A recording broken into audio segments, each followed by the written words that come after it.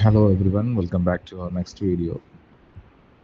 ഇന്ന് നമ്മൾ ഡിസ്കസ് ചെയ്യാൻ പോകുന്നത് ജൊഹാൻ ഹെൻറിച്ച് പെസ്റ്റലോസിയെ കുറിച്ചാണ്. സ്വിറ്റ്സർലൻഡിൽ നിന്നുള്ള ഒരു എഡ്യൂക്കേറ്ററാണ്, സോഷ്യൽ റിഫോമർ ആയിരുന്നു, ഫാദർ ഓഫ് പെഡഗോജി എന്നാണ് അദ്ദേഹത്തിന് അറിയപ്പെടുന്നത്. അദ്ദേഹത്തിൻ്റെ പ്രധാനപ്പെട്ട ഫിലോസഫി എന്ന് പറയുന്നത് learning by head, hand and heart.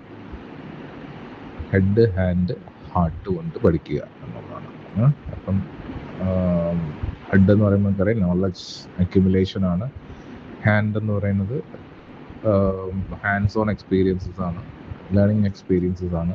Heart എന്ന് പറയുന്നത് മോറൽ എഡ്യൂക്കേഷൻ ആണ്. ഇതെല്ലാം കൂടെ വരുമ്പോഴാണ് നമ്മൾ ഹോളിസ്റ്റിക് എഡ്യൂക്കേഷൻ എന്ന് പറയുന്നത്. അദ്ദേഹം intellectual, manual and emotional development ഇതെല്ലാം കൂടെ ചേർന്ന ഒരു ബാലൻസ്ഡ് എഡ്യൂക്കേഷനിലായിരുന്നു വിശ്വസിച്ചിരുന്നത്. അദ്ദേഹത്തിൻ്റെ എഡ്യൂക്കേഷണൽ അപ്രോച്ച് എന്താണെന്ന് വെച്ചാൽ, എഡ്യൂക്കേഷൻ ഷുഡ് എംപവർ ഇൻഡിവിജ്വൽസ്. ഓരോ വ്യക്തിയെയും എഡ്യൂക്കേഷൻ എംപവർ ചെയ്യണം, പവർഫുൾ ആക്കണം.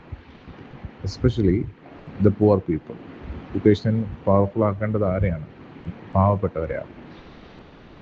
നഴ്ച്ചറിങ് ദ സ്റ്റുഡൻസ് നാച്ചുറൽ എബിലിറ്റീസ്. കുട്ടികളുടെ നാച്ചുറലായിട്ടുള്ള അവർക്ക് കിട്ടിയ എബിലിറ്റീസിനെ നഴ്ച്ചർ ചെയ്യുക, അവരുടെ പൊട്ടൻഷ്യൽസ്, അവരുടെ കഴിവുകളെ നഴ്ച്ചർ ചെയ്യുക. പിന്നീട് അദ്ദേഹം അതിനുവേണ്ടി ടീച്ചേഴ്സ് എങ്ങനെയാണ് പഠിപ്പിക്കേണ്ടത്, സ്റ്റുഡൻറ് സെൻറ്റേർഡ് എഡ്യൂക്കേഷൻ ആയിരിക്കണം. അതാണ് മെത്തേഡ്. അതൊരു നോളജ് ട്രാൻസ്ഫർ മാത്രമാകാൻ പാടില്ല, പകരം അവരുടെ സ്കിൽസിനെ ഡെവലപ്പ് ചെയ്യുന്നത് കൂടി ആയിരിക്കണം. എഡ്യൂക്കേഷണൽ ഗോൾ എന്താണ്? Enable children to think critically. കുട്ടികളിൽ ക്രിട്ടിക്കൽ തിങ്കിങ് ഉണ്ടാക്കുക, ഡെവലപ്പ് പ്രാക്ടിക്കൽ സ്കിൽസ് ഉണ്ടാക്കുക, കൾട്ടിവേറ്റ് മോറൽ വാല്യൂസ്. ഇതിനാണ് ഹെഡ്, ഹാൻഡ്, ഹാർട്ട് എന്ന് പറയുന്നത്. ഹെഡ് കൊണ്ട് ഉദ്ദേശിക്കുന്നത് ക്രിട്ടിക്കൽ തിങ്കിങ് ആണ്, അതുപോലെ ഹാൻഡ് എന്ന് ഉദ്ദേശിച്ചത് പ്രാക്ടിക്കൽ സ്കിൽസ് ആണ്, അതുപോലെ ഹാർട്ട് എന്ന് ഉദ്ദേശിച്ചത് മോറൽ വാല്യൂസ് ആണ്. അപ്പോൾ ഇപ്പോഴാണ് അതിൻ്റെ ഡെഫിനിഷൻ വന്നിട്ടുള്ളത്. Impact on pedagogy. അദ്ദേഹത്തിൻ്റെ ഫിലോസഫിയും പെഡഗോജിയിലുണ്ടാക്കിയ ഇമ്പാക്റ്റും എന്താണ്? അപ്പോൾ ടീച്ചിങ് എന്ന് പറഞ്ഞാൽ എന്താണ്? ഒരു സീരിയസ് അക്കാഡമിക് ഡിസിപ്ലിനാണ് ടീച്ചിങ് എന്ന് പറയുന്നത്. അത് പലതരത്തിലുള്ള പെഡഗോജി, എസ്പെഷ്യലി മറ്റുള്ളവരുടെ വെച്ച് കമ്പയർ ചെയ്യുമ്പോൾ ഒരു ഡിസ്റ്റിങ്ക്റ്റ് ആയിട്ടുള്ള അക്കാഡമിക് ഫീൽഡാണ് ടീച്ചിങ് എന്ന് പറയുന്നത്, പെഡഗോജി എന്ന് പറയുന്നത്.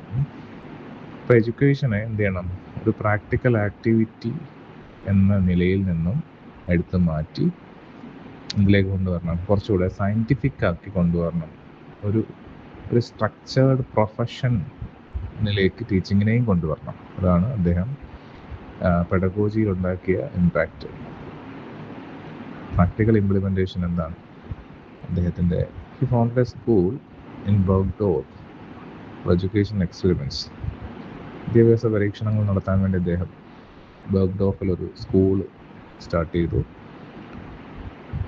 അവിടുത്തെ methods, teaching methods wide spread acceptance കിട്ടി, ലോകം മുഴുവൻ അംഗീകരിച്ചു. അതുപോലെ അത് വെച്ചിട്ടാണ് എലമെൻ്ററി എഡ്യൂക്കേഷൻ, ഇന്നത്തെ നിലവിലുള്ള elementary education, modern elementary education shape ചെയ്തിട്ടുള്ളത്.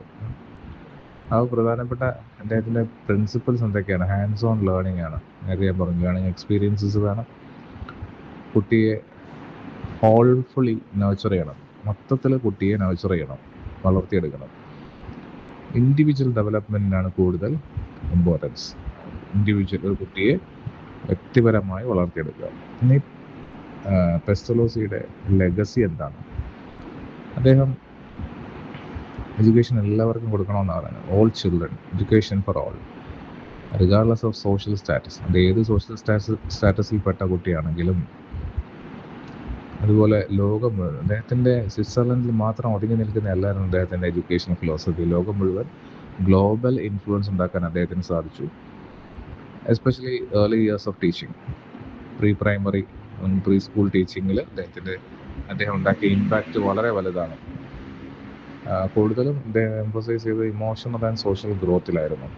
ഇതാണ് പെസ്റ്റലോസിയെ കുറിച്ച് വളരെ സിമ്പിളായിട്ട് നമുക്ക് മനസ്സിലാക്കേണ്ട കാര്യങ്ങൾ.